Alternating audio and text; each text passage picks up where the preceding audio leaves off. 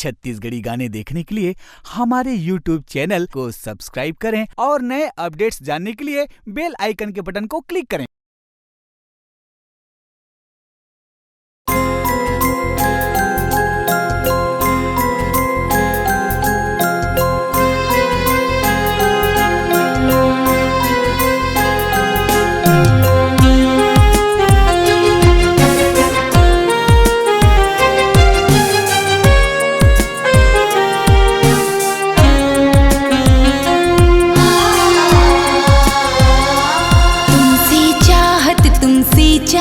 तुमसे चाहत है, पहली नजर की मोहब्बत है। तुमसे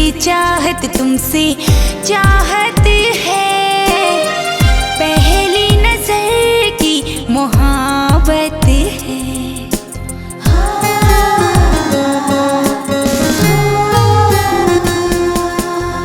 मोहब्बत को अब तो मोहब्बत हो गई, जब से सनम तुमसे चाहत हो गई। मिलने की अब तो इबादत हो गई, जब से सनम तुमसे चाहत हो गई।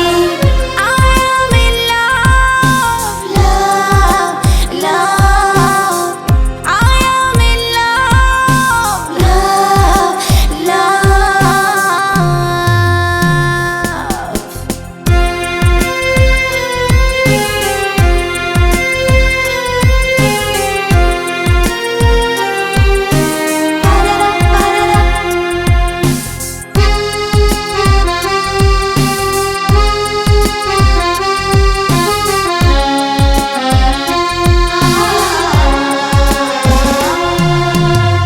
होठों में तेरी शरारत है, आँखों में तेरी मोहब्बत है।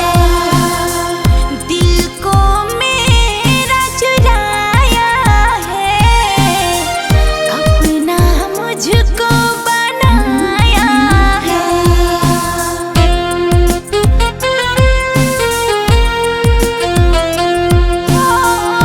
आँखों में तेरी मोहब्बत है, होठों में तेरी शरारत है। दिल को मेरा चुराया है, अपना मुझको बनाया है। हाँ, बनाया है, दिल चुराया है। शिकवाना अब तो शिकायत हो गई, जब से सनम तुमसे चाहत